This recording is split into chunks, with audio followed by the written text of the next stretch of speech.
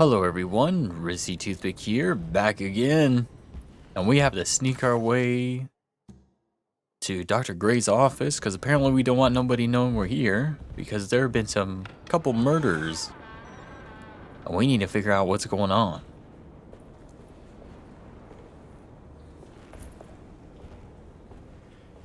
Let's go check out this tree again.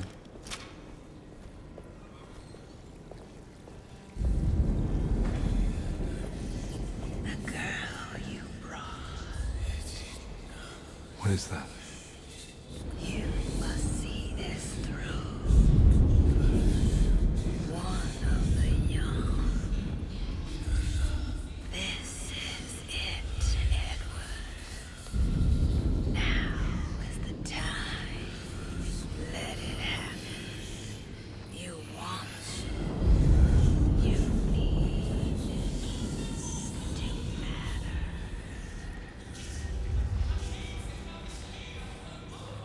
Okay.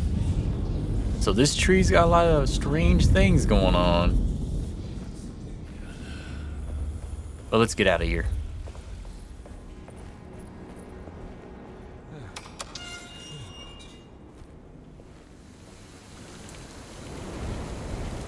My goodness, love the rain.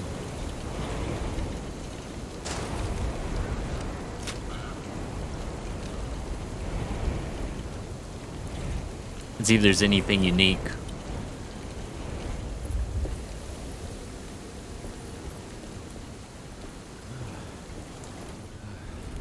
Well, the cat's not there no more.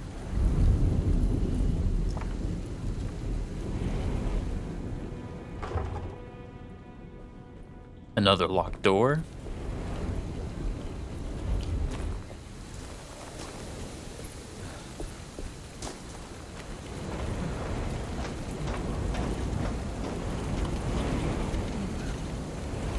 Dang, they barricaded us in.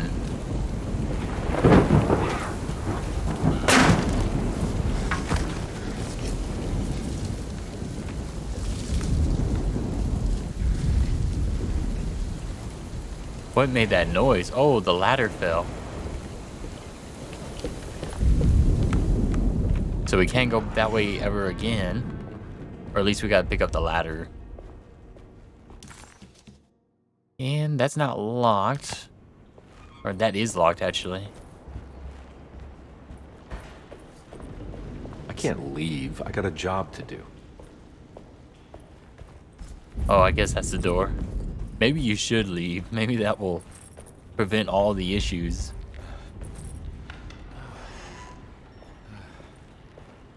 Sometimes it's okay to say, you know, I can't do it. I've had enough.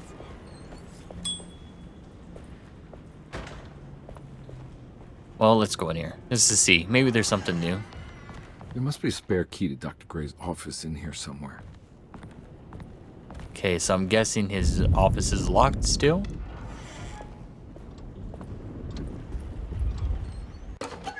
The Flying Dutchman. Ooh, and when it makes you worse. What a terrible thing to recognize that your betterment was an illusion. That you are so infatuated by the virtue of struggling that despite all your hard work, you made no real efforts to ever become well. Or that the treatment becomes such an obsession that instead of letting your wounds heal over time, you tear at the flesh in the hope that it will heal better and faster. If only it would bleed in the way you wanted. Do we ever become well? What do you think, Dr. Gray? Okay. Now, do you think our detective here is like one of the patients, or not really a patient, but somebody who needs help and is not getting it? Instead, they're like drinking. He uses the whiskey to, you know, numb the pain.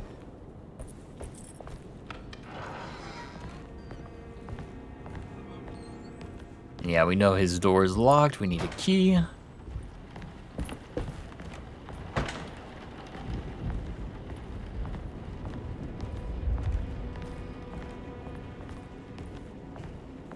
I don't have the combination for this. But maybe Jeremy did. Okay, so we're assuming It's in here?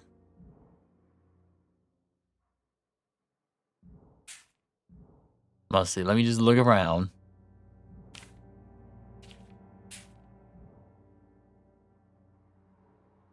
Not really.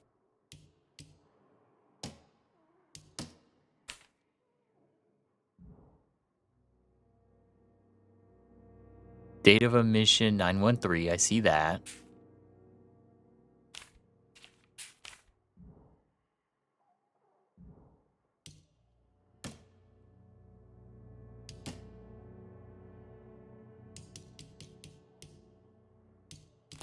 All right, time to get Jeremy out of that contract so we can get the hell out of here.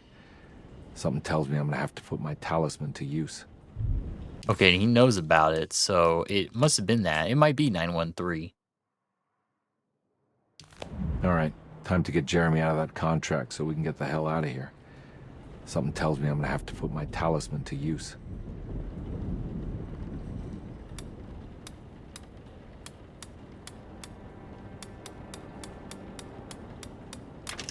It worked.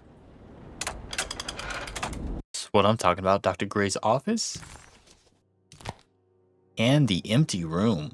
The last guest in the empty room suffered from severe maladaptation.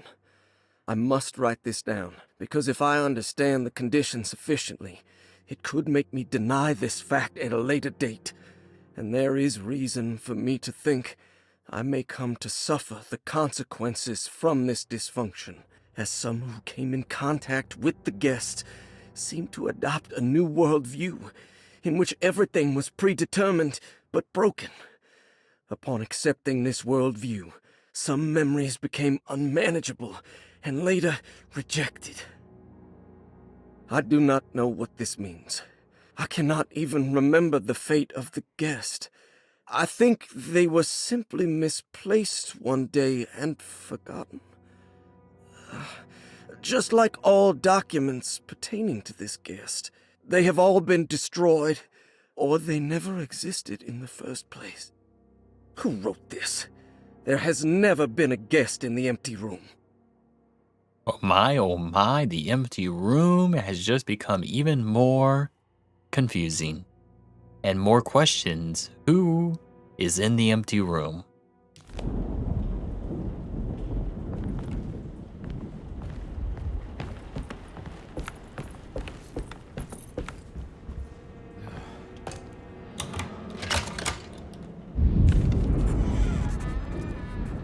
Dr. Gray was somehow mixed up in this business with the Dark Man, Detective Conway decided.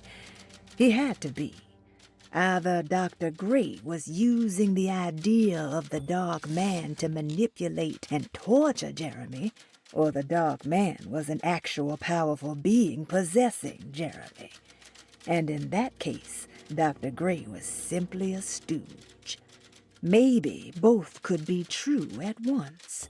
Conby felt his mind racing in all directions. No matter what, he had to find a way to break the pact. That was what Jeremy said was needed. It didn't even matter what was true or not. If Jeremy wouldn't leave Derceto before the contract was broken, then Conby had to make it happen. He just wished the steps on the contract made a little more sense. Alrighty, let's try to break this contract. Dr. Gray's office, all to myself. Let's see if we can figure this guy out. First things first, open up the door so now we can leave. Cassandra's things. I have finished tidying up Miss Beauregard's belongings. I will leave it to you to contact her agent and have them collect her things. I found one of Grace's drawings she might want back, along with this key in her room, which I believe you've been looking for, Mrs. Thompson. France. Oh, for the globe. A small key shaped like the country of France. We know where that goes. McCaffrey's pirate treasure. This is where McCarthy has hidden my favorite young. It's very important. Okay.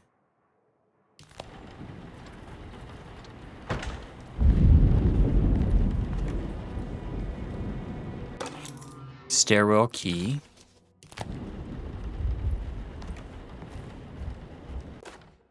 Jeremy's treatment. Dearest Dr. Manzetti, I find myself in a losing battle with my patient. As I've disclosed in my previous letter, his delusions have him completely captured. It's bad enough that he is torturing himself with paranoia, but his madness turns out to be quite persuasive to others, effectively laying the ground for mass delusion. I am writing to you in hope that you can give me some guidance.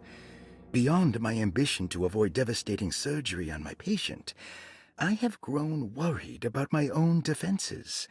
The words of my patient are deranged, yet they often resonate with something primitive within me. I have tried photographing his brain with X-rays. It was surprisingly difficult to get good results. Dark blotches on the plates kept obscuring all details. My patient looked at the bad plates and cried out in terror, telling me the dark areas was the shadow of the worm, eating him from inside. I could not see anything out of the ordinary. I hope this is a sign that my mind is not as receptive to the madness as I had feared. After further inquiry, my patient described the shadows inside his mind as some kind of chthonic monstrosity that wants to undermine his sanctuary. This is clearly a reference to a place he calls Teroea, a sort of library or convent that works as a psychological haven. With this imaginary haven threatened by this Chthonian, he has now constructed another, less pleasant hiding spot. Lately, he has been bringing up a metaphor of a steamboat that has run aground, that he feels like he needs to start the engines and reverse, but he is afraid that the hole in the hull would cause the whole ship to sink. I've been watching him turn this metaphor into reality for the last week. He knows it's made up, but he is doubling down, trying to make it a real memory. I feel certain that this is my chance to break through the barriers of his self-deceit. So from this paper, it seems like the doctor isn't a bad guy. At least from, just this. He might be, but for what we're learning, it seems like he is truly worried about his patient and is trying to get him help.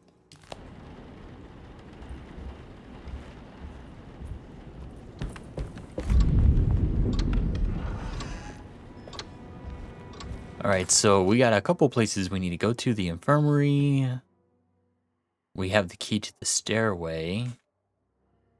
I guess that's where we have to go.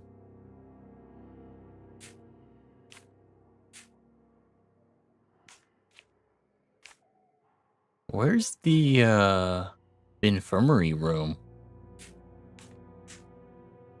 Let me look for it here. Maybe it's in Dr. Gray's apartment? I don't know. We'll find out.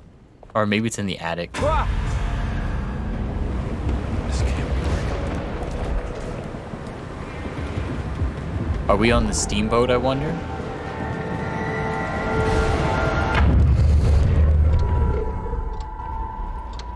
That was very loud as well. Oh. Everything's normal.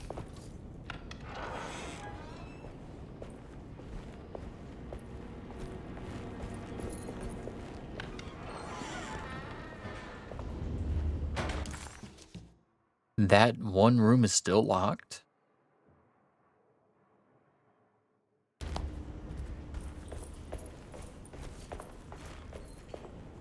I need the key. So we gotta go the long way around.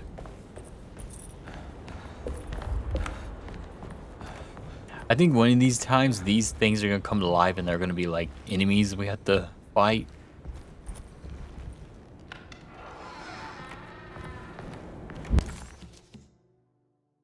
Okay, door's locked there.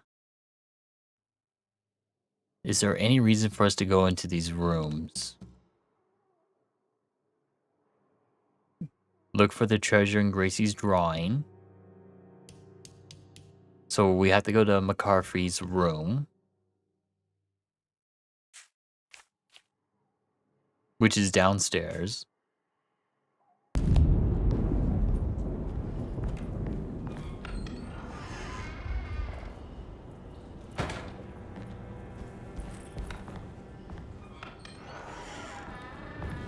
Has anything changed in these rooms, I wonder?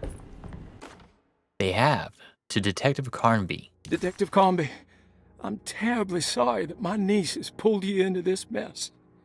Please, with all my blessings, take her away from this cursed place. I have destroyed that eater of worlds and locked it away in the attic and retreated to a place of hiding. Tell Emily I'm safe. Tell her all the lies you can think of to make her listen. Take her back to New Orleans. Sincerely, Jeremy. It's interesting because we woke up in the attic that one time, and the attic was all destroyed.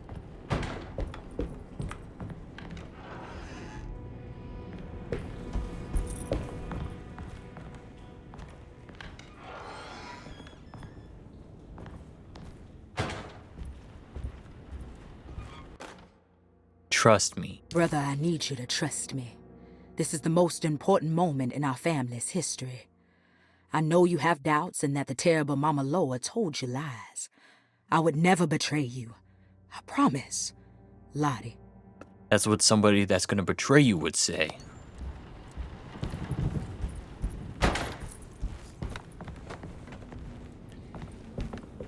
I'm glad we came in here because there are some new things for us to find. Okay, door's locked.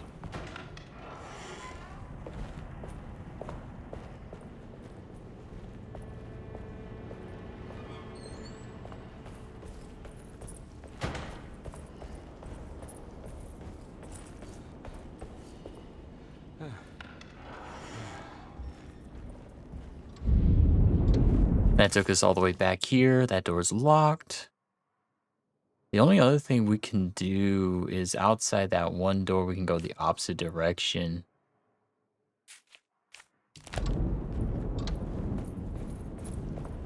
I don't think it's needed.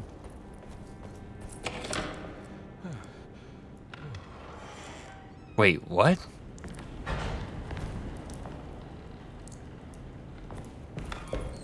It definitely wants us to go to the attic.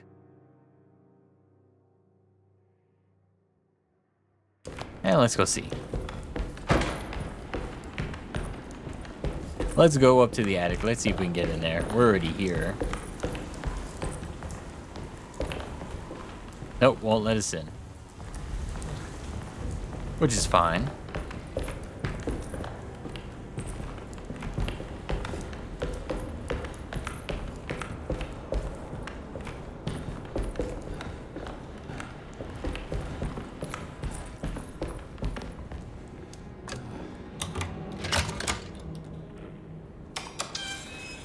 And that allows us to go that way.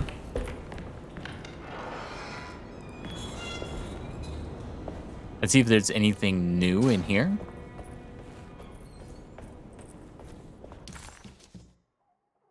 Yeah, one of these is locked. Always locked.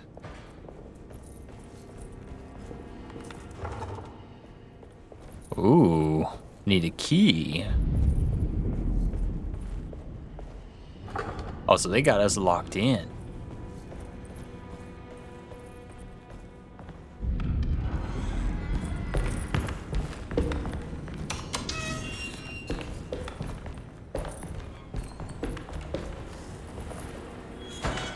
More roaches. And a sewer. Oh, it's all bloody. I'm assuming that thing up there is gonna fall down and destroy it.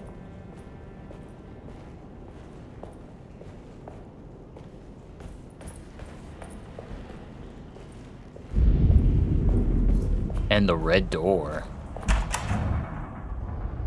Where are we?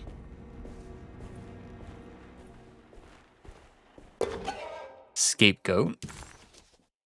Unspeakable cults.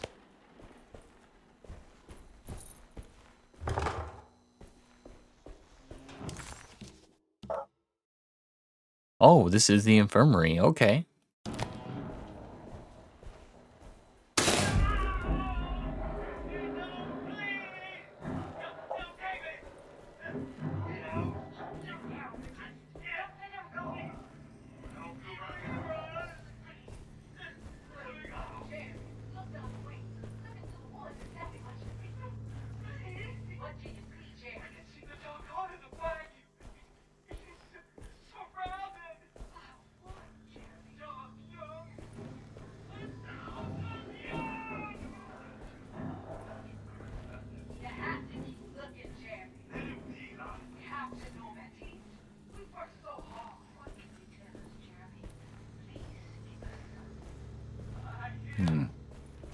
key.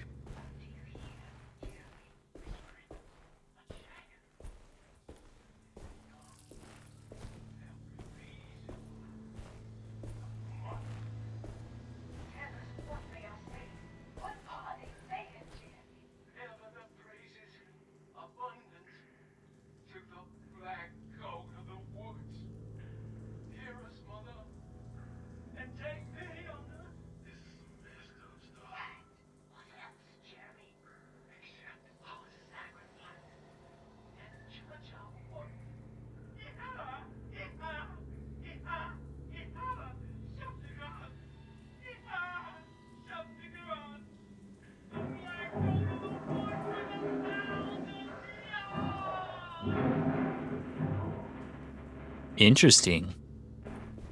And we know that that name is like very rare here.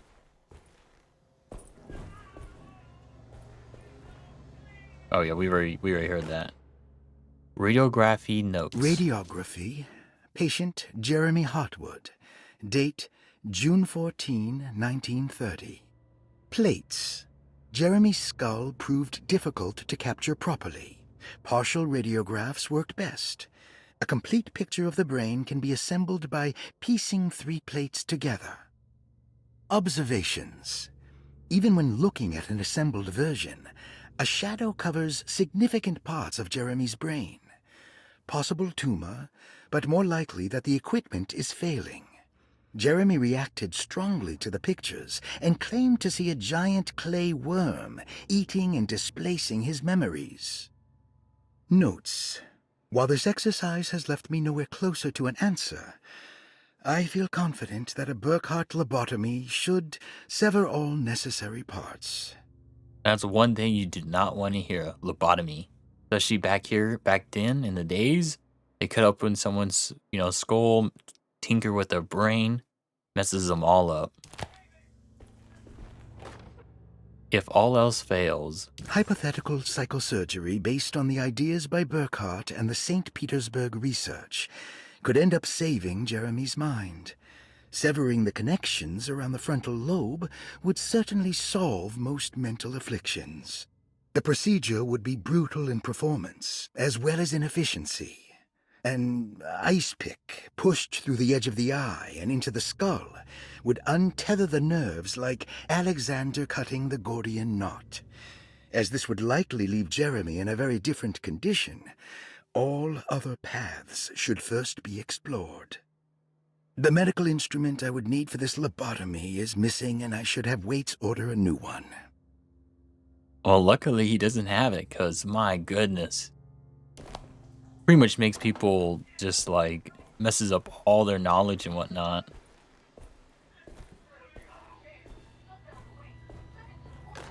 Alright, so we have radiography. Partial capture of a brain, rhymed by unsettling darkness. And a surgery room. Key.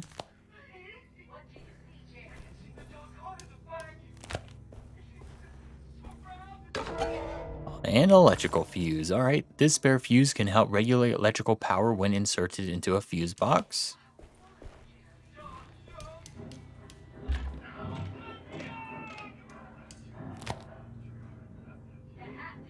Okay, well.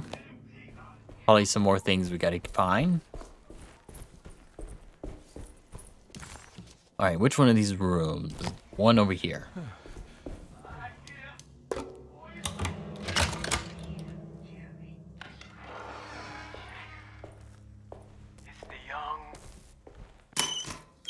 Must say, we've already heard it. Don't mind if I do. Is there anything else of value? You're not gonna let me look into the freezer? Might be something of value in there.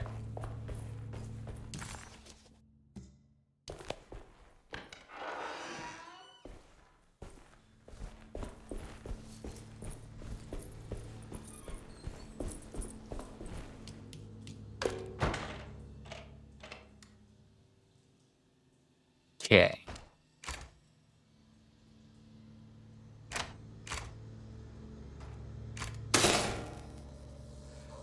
That's better. Well, got it all going. Dr. Gray had been putting Jeremy through some thorough medical investigation. He was trying to break through Jeremy's stories and get to some truth, just like Comby was. Could Dr. Gray have been trying to break the contract as well? Okay, and we're probably just missing one more piece. Hopefully one of these doors unlocks now that the lights are on.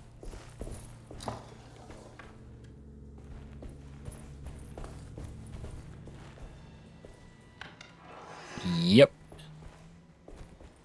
Alright, what do we got?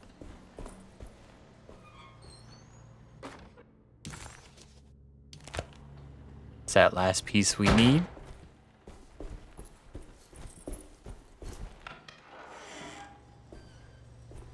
And everything else we need a key for, so.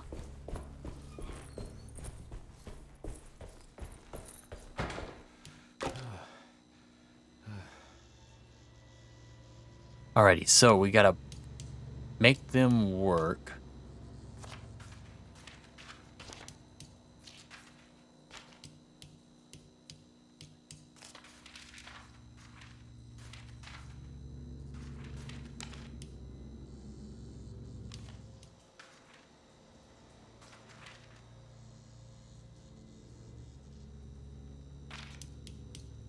There we go.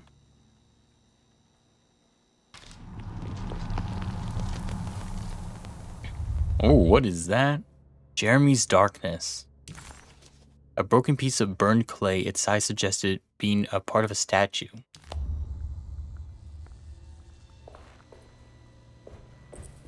Where does that go?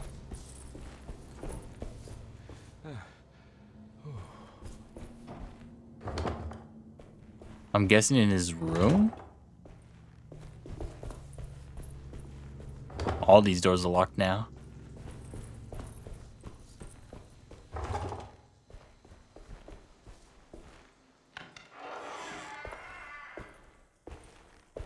Oh, we're back in another world.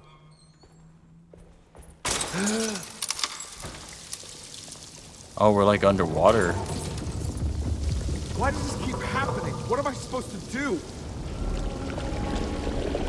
Supposed to run. Look at that water slowly come up.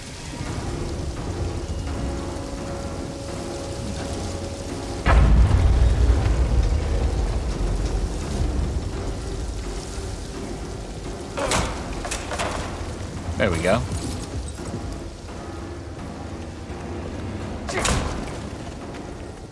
I had to like figure out what I had to do there for a second.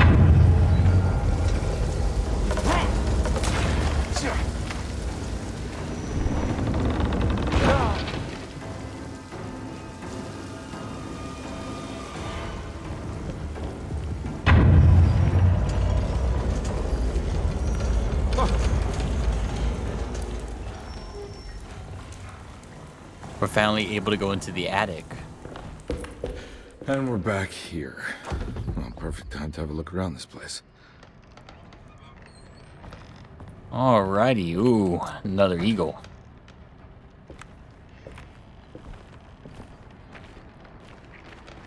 Oh, we can't go over there. Kinda smart. We might die if we went over there.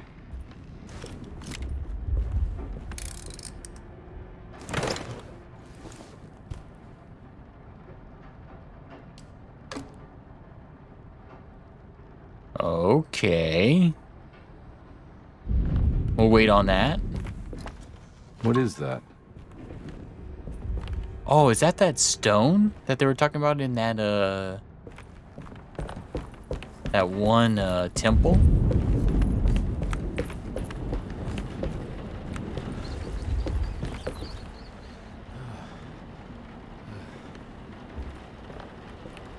Okay, you can apparently... Maybe someone's gonna try to hang themselves up here? Tessellated shard.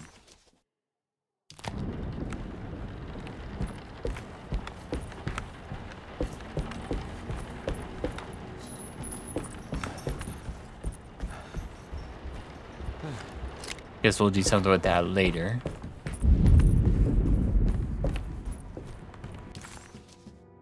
Alright, so there is something we can do here. Can we see his thing? Whatever we're supposed to build here?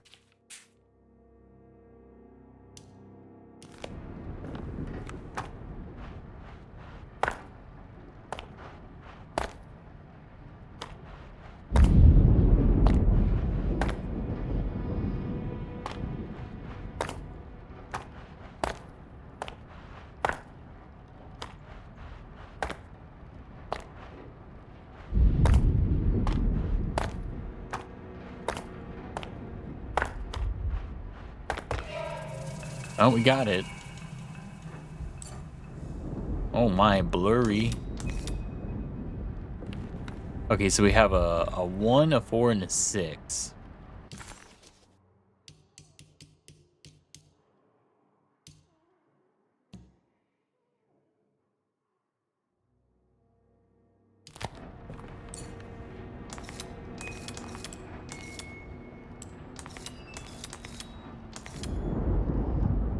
So it's not this one. Not that one either.